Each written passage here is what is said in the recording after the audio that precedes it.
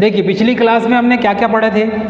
पिछली क्लास में हमने डेली लोड, मंथली लोड, मतलब एवरेज लोड जो है, एवरेज लोड के विषय में बहुत अच्छे से पढ़ा था हमने। उसमें भी डेली, मंथली और ईयरली निकालते हैं, उसका भी फार्मूला है। उस फार्मूले को अभी तक आपने याद नहीं किए तो फिर कब याद करोगे। कुछ फार्मूले ऐसे हैं जो ट्रिक से याद किए जाते हैं। मैंने बताया था ट्रिक, जैसे डिमांड फैक्टर का फार्मूला मैंने आपको बताया था। तो डिमांड फैक्टर यदि लिखते हैं आप, जैसे कि यहाँ पर मैंने डिमांड फैक्टर लिख दिया, ध्यान दो इधर, डिमांड फैक्टर ये इस टाइप से लिखा हुआ है। तो डिमांड फैक्टर में मैंने क्या बताया था, ये सामने एक M है और ये बीच में एक C है, मतलब 2 लेटर छोड़ेंगे तो ये एक M आएगा, 2 लेटर के बाद तीसरा लेटर, तो ये क्या हो जाएगा, मैक्सिमम डिमांड। छोटे से बच्चे को भी समझाएंगे तो समझ में आ जाएगा। अपान ये क्या है, 2 लेटर के बाद C आता है, तो C से हमको क्या याद रखना था, कनेक्टेड लोड, कनेक्टेड लोड ऐसा याद रखना था। तो ये इसका ट्रिक है, इस ट्रिक से मैंने आपको याद करने बोला था। इस ट्रिक से याद करोगे तो याद रहेगा, नहीं तो याद कभी नहीं होगा। तो आपको यदि ऐसा याद नहीं होता, कम से कम ट्रिक से तो याद कर लो। अब यदि ट्रिक से भी याद नहीं रहेगा तो फिर मुश्किल है, जबकि ये एग्ज़ाम में पूछे जाते हैं। ऑब्जेक्टिव क्वेश्चन में ज़रूर मिलेगा आपको एक, यहाँ से इलेक्ट्रिकल जनरेशन पावर लोड से एक क्वेश्चन ऑब्जेक्टिव में ज़रूर मिलेगा आपको। 4 ऑप्शन में एक ऑप्शन, ये जो है 4 ऑप्शन में एक ना एक ऑब्जेक्टिव मिलेगा ही। ऐसा क्यों मैं बोल रहा हूँ, क्योंकि ये एग्ज़ाम में पूछा जाता है बार बार। अब यदि आपको ये याद नहीं रहेगा तो फिर कैसा करेंगे आप, भाई याद तो करना ही पड़ेगा। ठीक है, तो ये इस तरीके से ट्रिक से आप याद रखेंगे तो याद भी हो जाएगा। चलिए, ये तो पिछली क्लास में हमने क्या पढ़ा है इसके बारे में बताया है, लेकिन हम आज स्टार्ट करते हैं कि आज हम क्या पढ़ेंगे और क्या चीज़ मोस्ट इम्पॉर्टेंट है उसको हम यहाँ पर देखेंगे। तो वेलकम स्टूडेंट, चलिए देखते हैं आज की क्लास में। तो इलेक्ट्रिकल पावर लोड, बेसिकली ये जो इलेक्ट्रिकल पावर लोड है, ये इलेक्ट्रिकल पावर जनरेशन जहाँ पर होता है उस प्लांट का लोड निकाला जाता है। मतलब प्लांट के विषय में, प्लांट की कैपेसिटी कितनी है, प्लांट में कितनी इलेक्ट्रिसिटी जनरेट हो रही है, प्लांट की कैपेसिटी कितनी है और कितनी बढ़ा सकते हैं, एट अ टाइम प्लांट में कितना लोड है, कितना लोड कम है या ज़्यादा है, ये उस तरीके के जितने भी सिचुएशन होती है सभी फैक्टर्स को हम यहाँ पर फाइंड आउट करते हैं। प्लांट चलाना बहुत बड़ी बात होती है। प्लांट में देखा जाता है कि लोड कितने कनेक्ट हैं, प्लांट कितनी इलेक्ट्रिसिटी जनरेट कर रहा है, प्लांट की कैपेसिटी क्या है, जनरेटर से इलेक्ट्रिसिटी कितनी जनरेट हो रही है, ये सारी चीज़ों को, मतलब पूरे सिस्टम को लोड फैक्टर के माध्यम से काउंट किया जाता है। यदि आप लोड फैक्टर यदि नहीं होता तो आप प्लांट की कैपेसिटी नहीं निकाल पाते, प्लांट का लोड फैक्टर कितना ये नहीं निकाल पाते।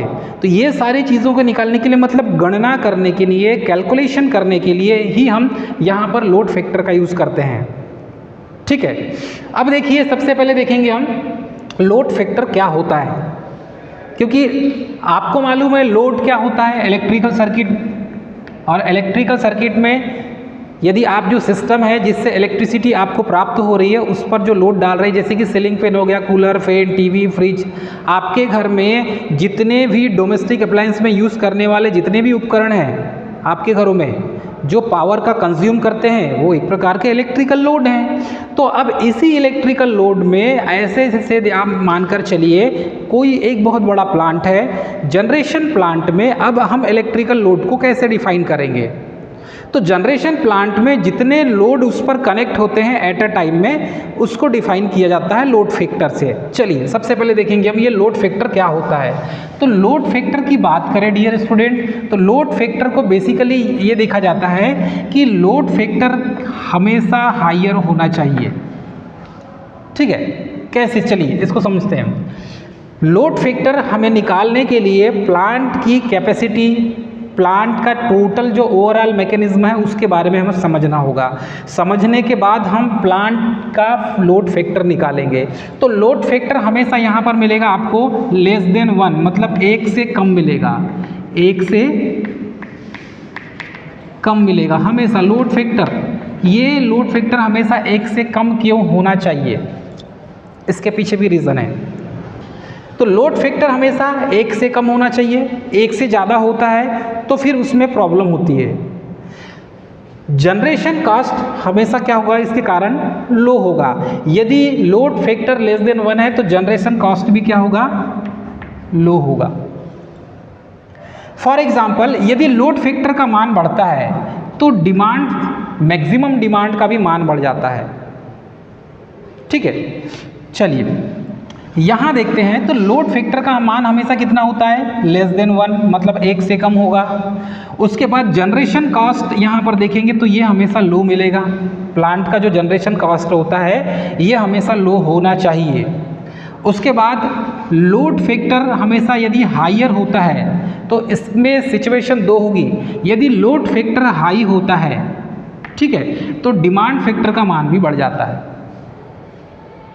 लोड फैक्टर हाई होगा तो डिमांड फैक्टर का भी मान बढ़ जाता है। इस चीज़ को याद रखेंगे। यदि लोड फैक्टर का मान बढ़ता है तो जनरेशन कॉस्ट लो हो जाती है। कैसे? लोड फैक्टर का मान, यदि इस लोड फैक्टर का मान हम बढ़ा दें तो आपको जो जनरेशन कॉस्ट होगी, मतलब इलेक्ट्रिसिटी जनरेट करने के लिए जो आपको कैपिटल कॉस्ट लगेगा, जो फ्यूल कॉस्ट लगेगा, वो बढ़ जाएगा।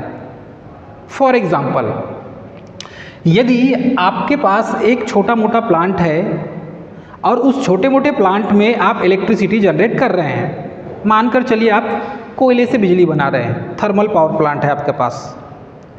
यदि आपके प्लांट का लोड फैक्टर हाइयर है, मतलब 1 से ज़्यादा है, प्लांट का लोड फैक्टर यदि ज़्यादा हो गया है, तो लोड फैक्टर ज़्यादा हो गया इसका मतलब ये है कि आपको जनरेशन कॉस्ट जो आएगी, मतलब आप इलेक्ट्रिसिटी जो जनरेट कर रहे हैं, मतलब आपको ज़्यादा कोयला जलाना पड़ेगा, आपके प्लांट का मेंटेनेंस ज़्यादा बढ़ जाएगा, मतलब आपको मेंटेनेंस ज़्यादा करना पड़ेगा, आपके प्लांट में कोयले की मात्रा ज़्यादा लगेगी आपको इलेक्ट्रिसिटी जनरेट करने के लिए। तो आपके जो जनरेशन कॉस्ट है, मतलब बिजली उत्पन्न करने की जो कॉस्ट है, वो कॉस्ट ज़्यादा हो जाएगी आपकी।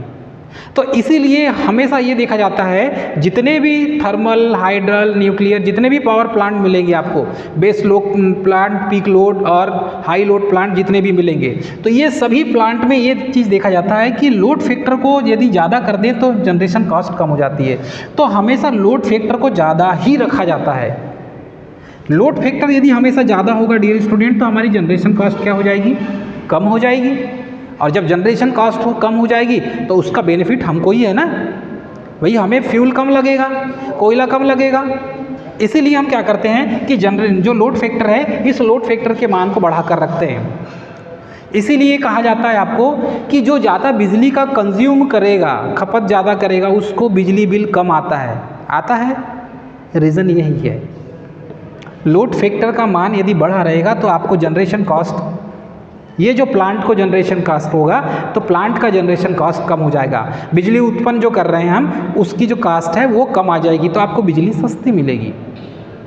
क्लियर है? इतना समझ में आ रहा है? अब आइए चलते हैं, लोड फैक्टर का फार्मूला क्या होता है। तो load factor is equal to average load upon maximum demand, ये इसका फार्मूला है। इस फार्मूले को आपको याद रखना होगा। It is very important, most important. Load factor is equal to average load, औसत मांग, अपॉन मैक्सिमम डिमांड, अधिकतम भार। तो यहाँ पर हिंदी में इस टाइप से भी लिखा होगा, औसत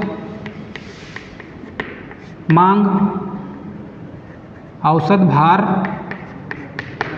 अपॉन अधिकतम मांग। ठीक, तो लोड फैक्टर आपको याद रखना होगा। लोड फैक्टर का मान बढ़ेगा तो मैक्सिमम डिमांड भी बढ़ेगा, इस चीज़ को आपको याद रखना है। Load factor is equal to average load upon maximum demand. अब चलिए इसको याद करने का आपको ट्रिक बताते हैं। अब किस ट्रिक से याद करेंगे इसको? तो ट्रिक भाई साहब एक ही है। यहाँ पर देखिए, यदि आप लोड लिखते हैं तो लोड में LOAD आता है, बीच में A आ रहा है, बीच में A आ रहा है, इस ए से आपको इस ए को याद रखना है, एवरेज लोड को याद रख लेंगे ट्रिक से। याद कैसा करेंगे आप? ट्रिक से याद करेंगे इसे। तो ट्रिक से आप इसको कैसे याद रखेंगे? Load factor is equal to average load upon maximum demand होता है। तो लोड में ए आता है, 2 अक्षर छोड़ के तीसरा, यहाँ पर 2 लेटर छोड़े आपने, तीसरा लेटर क्या है? ए है। तो ए से क्या हो जाएगा डियर स्टूडेंट? एवरेज लोड हो जाएगा। ठीक, उसके बाद यहाँ पर देखिए नीचे अपॉन मैक्सिमम डिमांड लिखा हुआ है। ठीक है, तो ये जो मैक्सिमम डिमांड है, इस मैक्सिमम डिमांड में आप देखेंगे तो यहाँ पर भी ए है और यहाँ पर भी ए है, दोनों जगह ये है। तो इस एक ए से आप average load upon maximum demand याद रख सकते हैं। इस तरीके से यदि आप ट्रिकी से याद रखेंगे, जब मैं स्टूडेंट था तो मैंने ऐसे ही ट्रिकी से इसको याद किया था, जो मुझे आज भी याद है। तो आपको ऐसे ही ट्रिक से याद करना होगा, तब ही याद रहेगा, और नहीं तो आप भूल जाएंगे, कंफ्यूजन में आ जाएंगे कि यहाँ पर ऊपर में एवरेज लोड आएगा या मैक्सिमम डिमांड आएगा। तो load factor is equal to load यदि लिखते हैं तो उसमें ए आता है, ए से एवरेज लोड हो जाएगा और नीचे क्या हो जाएगा? Maximum demand. क्योंकि यहाँ पर आप देखेंगे मैक्स में ए आता है, तो इस टाइप से आप याद रखेंगे, ए से ए रखेंगे तो ऑटोमेटिकली आपको याद हो जाएगा। इसको 1-2 बार आप ट्रिकी से जब सॉल्व करेंगे तो ऑटोमेटिक आपको याद होने लगेगा। तो इस तरीके से आपको याद रखना है, load factor is equal to average load मतलब औसत भार और अपन अधिकतम मांग मतलब मैक्सिमम डिमांड। तो ये देखा जाता है लोड फैक्टर में कि टोटल कितने कंज्यूमर है, उस प्लांट में टोटल लोड कितना है, उस प्लांट में टोटल लोड कितना है उसका एवरेज निकाला जाता है। औसत भार एवरेज लोड निकालेंगे, प्लांट में कितना लोड है एवरेज लोड निकालेंगे, और ये देखेंगे कि उस टाइम में मैक्सिमम डिमांड किसकी है, मतलब कितने मेगावाट की डिमांड है, ये देखा जाता है। तो यहाँ से निकालेंगे average load upon maximum demand. Maximum demand कैसे निकाला जाता है मैंने आपको ये भी बता दिया है। एवरेज लोड आपको मालूम है, जितने भी कंज्यूमर कनेक्टेड होंगे उसका सम करके उतने का आपको भाग दे देना है, तो एवरेज निकल जाता है। क्लियर है? तो ये लोड फैक्टर के इसके 4-5 टर्म्स हैं। इसमें लोड फैक्टर का मान यदि 1 हो जाए, देयर इज मोस्ट इंपॉर्टेंट, यदि लोड फैक्टर का मान इक्वल 1 हो जाए, 1 हो जाए, तब देखना आपको जो शेप मिलेगा वो रेक्टेंगुलर शेप मिलता है। लोड का जो कर्व मिलेगा आपको वो रेक्टेंगुलर शेप में मिलता है, जिसे आयताकार शेप कहा जाता है। तो जब इसका कर्व ड्रॉ करोगे आप, लोड फैक्टर का जब कर्व ड्रॉ करोगे तो इसका कर्व ड्रॉ करोगे डियर स्टूडेंट, तो यहाँ पर जब लोड फैक्टर का मान 1 से ज़्यादा होगा, तो 1 से ज़्यादा होगा तो लोड कर्व कैसा शेप मिलेगा? रेक्टेंगुलर शेप में मिलेगा। ईडी पढ़ा है ना आपने, आयताकार कैसा होता है, तो रेक्टेंगुलर शेप में आपको कर्व मिलेगा, लोड कर्व रेक्टेंगुलर शेप में मिलेगा। कब की कंडीशन में? जब load factor LF load factor का मान इक्वल 1 हो जाता है। इस सिचुएशन में रेक्टेंगुलर शेप बन जाता है, या इसे कह सकते हैं कर्व बन जाता है, रेक्टेंगुलर कर्व बनता है।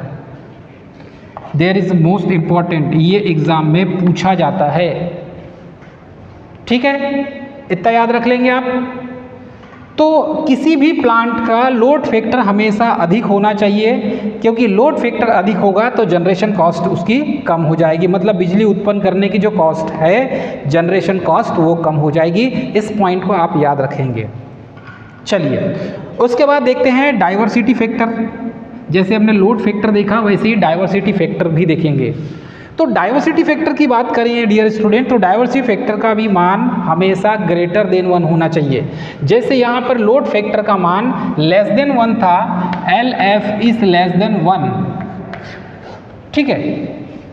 वैसे ही यहाँ पर देखेंगे डाइवर्सिटी फैक्टर, तो डाइवर्सिटी फैक्टर का मान यहाँ पर देंगे तो ग्रेटर देन 1 होता है। Diversity factor is greater than 1, 1 से अधिक होता है। डाइवर्सिटी फैक्टर का मान 1 से अधिक होता है। जब डाइवर्सिटी फैक्टर का मान बढ़ता है तो जनरेशन कॉस्ट कम हो जाती है। इट मीन्स इसका भी मान हमें बढ़ा हुआ मिलना चाहिए। डाइवर्सिटी फैक्टर का मान भी हमें क्या चाहिए? ज़्यादा चाहिए, क्योंकि जनरेशन कॉस्ट को कम करना है भाई, तभी तो बिजली सस्ती मिलेगी हमें। अब यदि हमें बिजली महंगी मिल रही है उसका मतलब यही है कि कहीं ना कहीं लोड फैक्टर का मान कम है। कहाँ है? कहीं ना कहीं लोड फैक्टर का मान कम है, इसलिए तो बिजली महंगी मिल रही है हमको। भाई लोड फैक्टर का मान कम होगा तो जनरेशन कॉस्ट अधिक हो जाएगी, बिजली महंगी हो जाएगी। ठीक है, वैसे ही डाइवर्सिटी फैक्टर में देखें, यदि डाइवर्सिटी फैक्टर का मान यदि कम हो जाए तो जनरेशन कॉस्ट बढ़ जाएगी, तो बिजली महंगी हो जाएगी। लेकिन इसके अपोजिट यदि हम चले डियर स्टूडेंट, कि लोड फैक्टर का मान यदि हम बढ़ा देते हैं तो जनरेशन कॉस्ट कम हो जाएगी, तो बिजली हमारे लिए क्या हो जाएगी? सस्ती हो जाएगी। वैसे यहाँ पर देखेंगे डाइवर्सिटी फैक्टर का मान, यदि डाइवर्सिटी फैक्टर का मान हम बढ़ाते हैं तो जनरेशन कॉस्ट ऑटोमेटिकली कम हो जाती है, और जब जनरेशन कॉस्ट कम हो जाएगी तो हमें बिजली क्या मिलेगी? सस्ती। ये चीज़ आपको याद रखना होगा।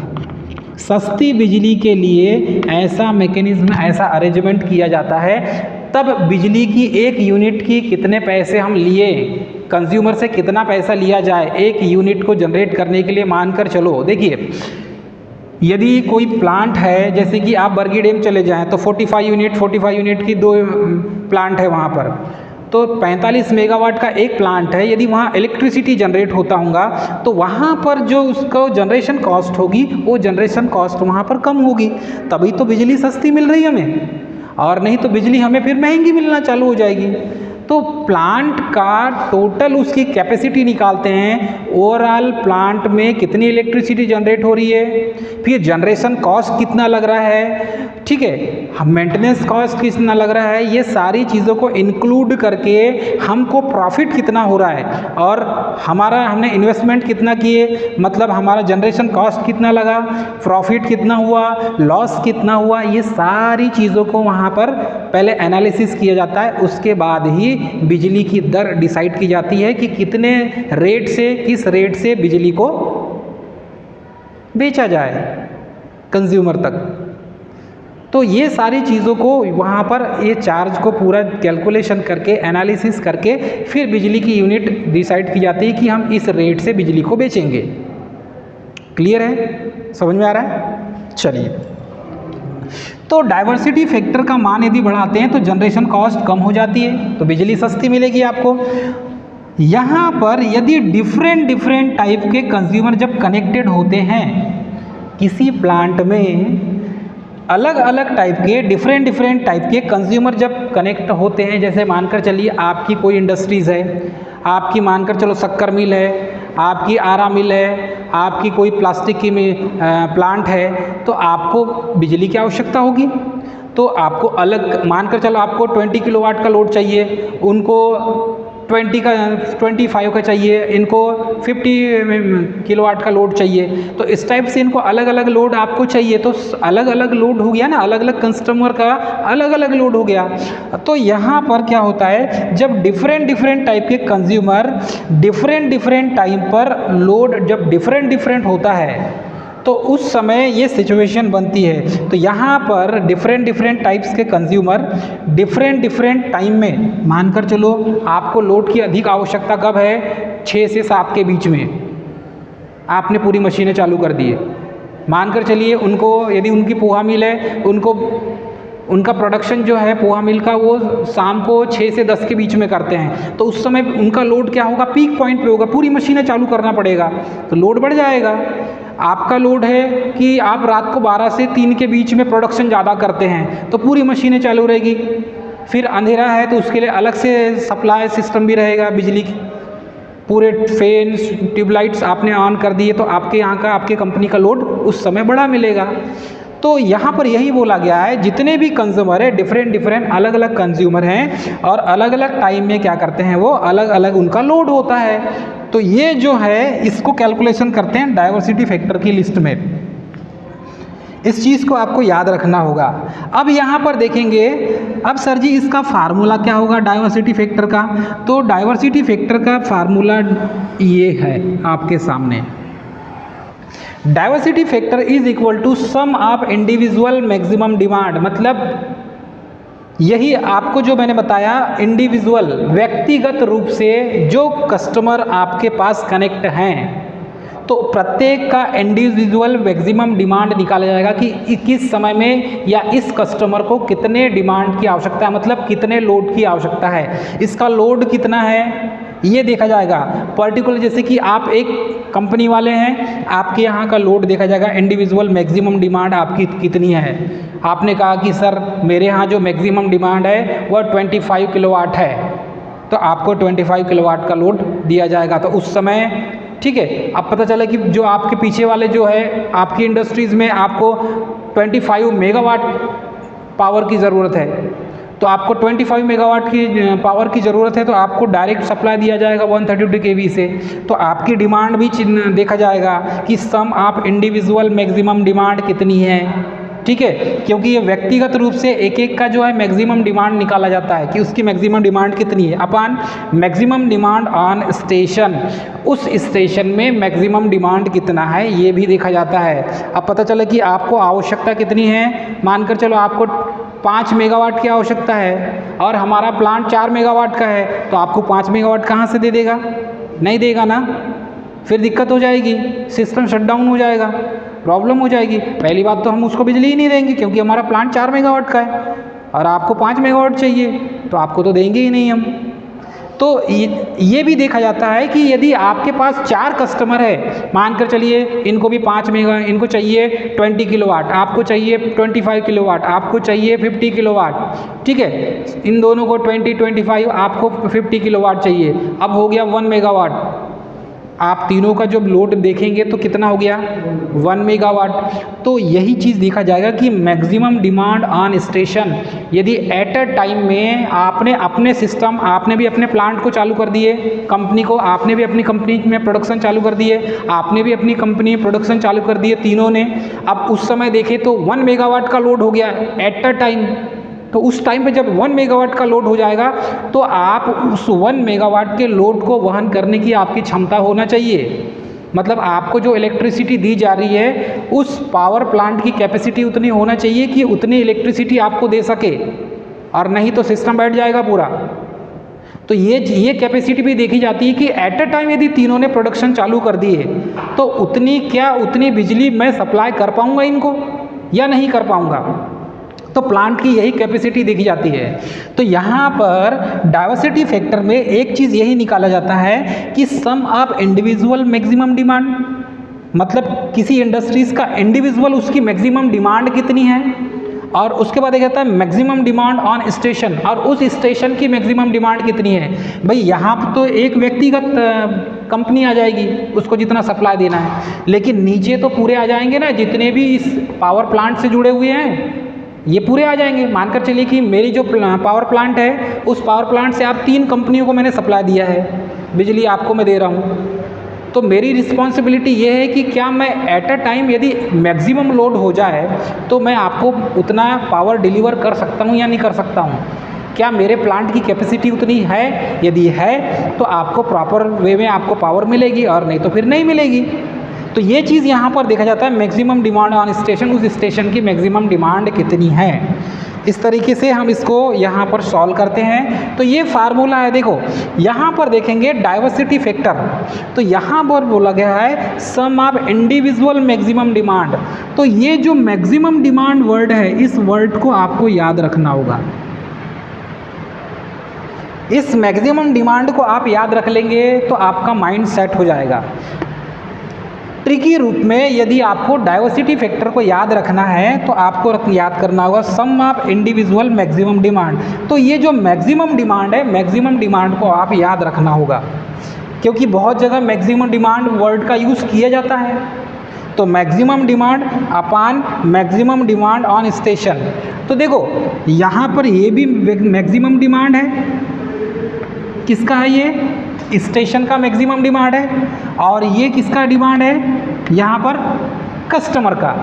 ये जो मैक्सिमम डिमांड है ये किसका स्टूडेंट, ये कस्टमर का है।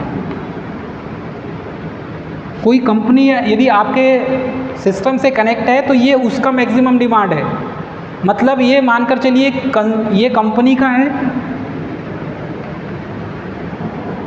किसी प्राइवेट कंपनी को जिसको आप बिजली प्रोवाइड कर रहे हैं, ये उसका मैक्सिमम डिमांड है, और ये जो मैक्सिमम डिमांड अपान में होगा ये स्टेशन का है। तो ये बोल सकते हैं कि कंपनी का मैक्सिमम डिमांड अपान स्टेशन का मैक्सिमम डिमांड। कुछ समझ में आ रहा है? कंपनी का मैक्सिमम डिमांड अपान स्टेशन का, मतलब कौन सा स्टेशन? पावर स्टेशन का मैक्सिमम डिमांड। ऐसा भी याद रख सकते हैं। तो ये हो जाएगा डाइवर्सिटी फैक्टर शॉर्टकट में, क्योंकि हमें याद रहना चाहिए।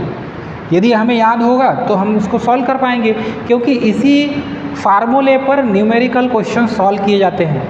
आगे चल के जब हम आपको न्यूमेरिकल क्वेश्चन बताएंगे तो ये जो फार्मूला है, इसी फार्मूले को वहाँ पर अप्लाई करना होगा, तब न्यूमेरिकल क्वेश्चन बनेंगे, और नहीं तो फिर न्यूमेरिकल क्वेश्चन सॉल्व आपके होंगे ही नहीं।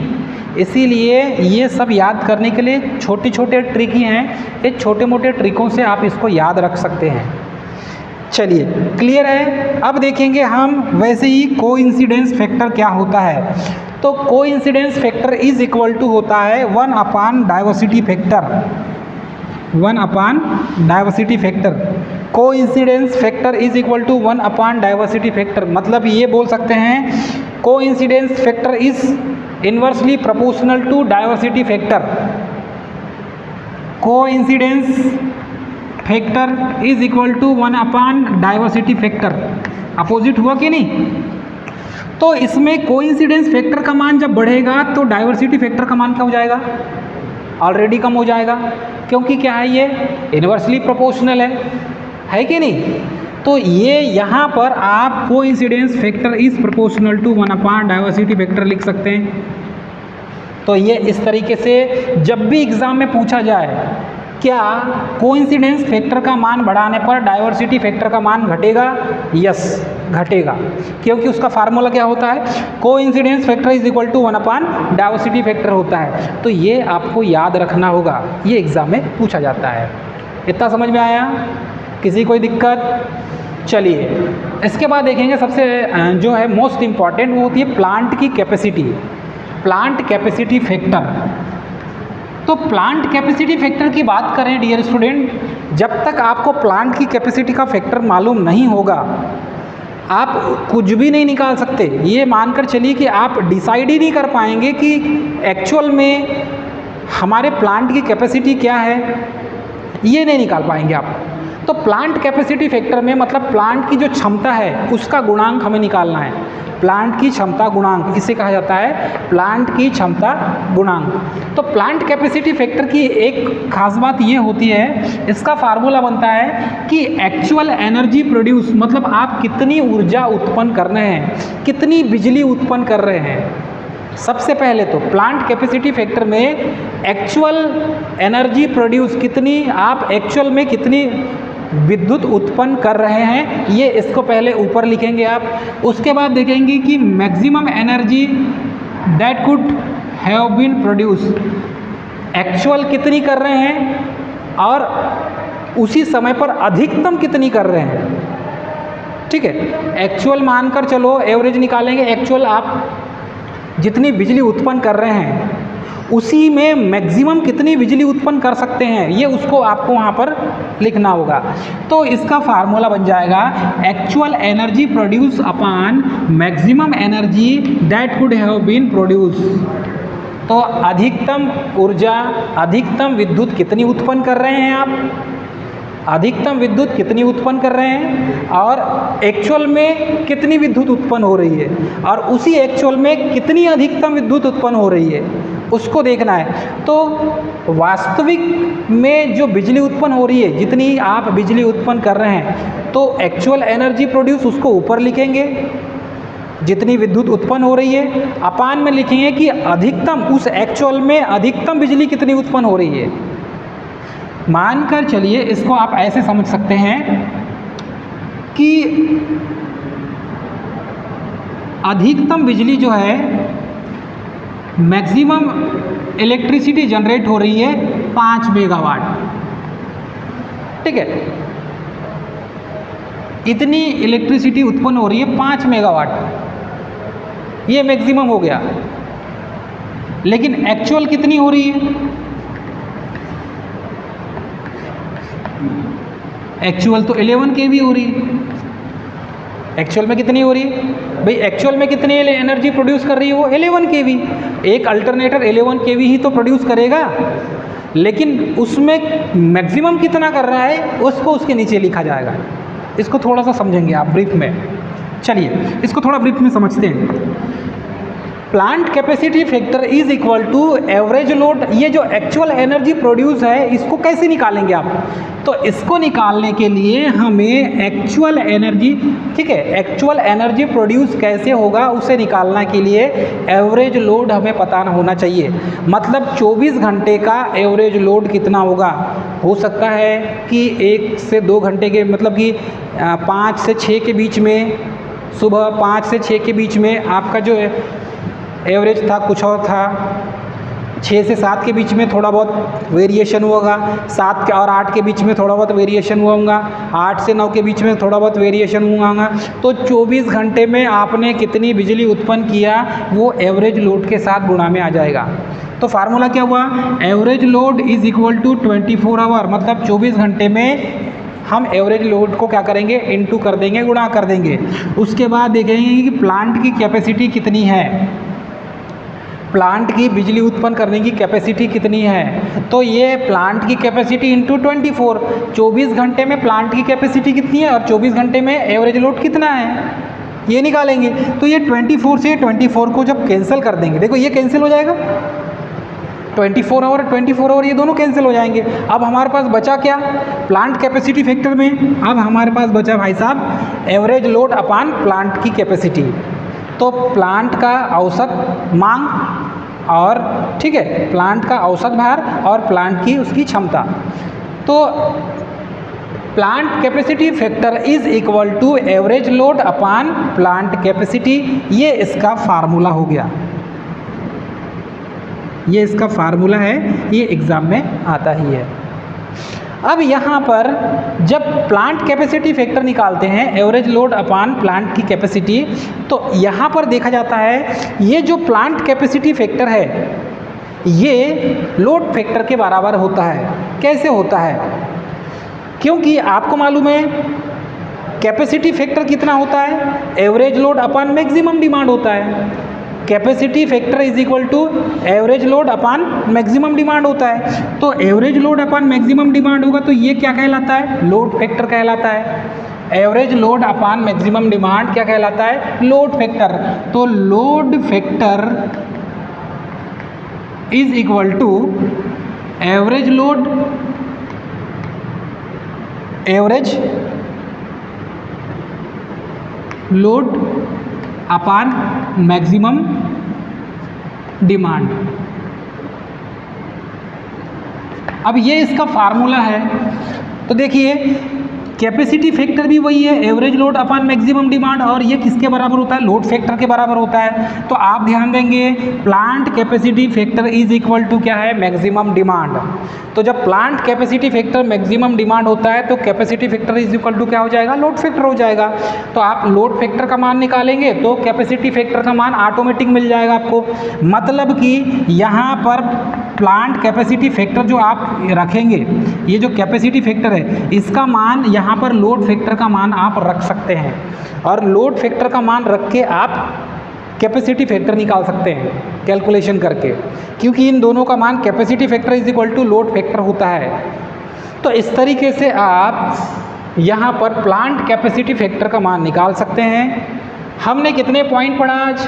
हमने पॉइंट पढ़ा आज फर्स्ट लोड फैक्टर पढ़ा, लोड फैक्टर के बाद हमने पढ़ा डाइवर्सिटी फैक्टर दूसरा पॉइंट, तीसरा पॉइंट हमने पढ़ा कोइंसिडेंस फैक्टर, ठीक है, चौथा पॉइंट हमने पढ़ा प्लांट कैपेसिटी फैक्टर। तो ये 4 फैक्टर्स अक्सर एग्ज़ाम में पूछे जाते हैं। किसी कोई दिक्कत, कुछ समझ में नहीं आएगा तो आप पूछ सकते हैं। वैसे ये टोटल आपको याद करने के लिए बहुत इजी है, कुछ को ट्रिक से याद कर लो, कुछ को समझ के याद कर लो, जब तक आप ट्रिक से या समझ के याद नहीं करेंगे याद नहीं होगा, याद रखिएगा। ठीक है, इतना समझ में आ गया आपको? चलो फिर से रिपीट करते हैं। लोड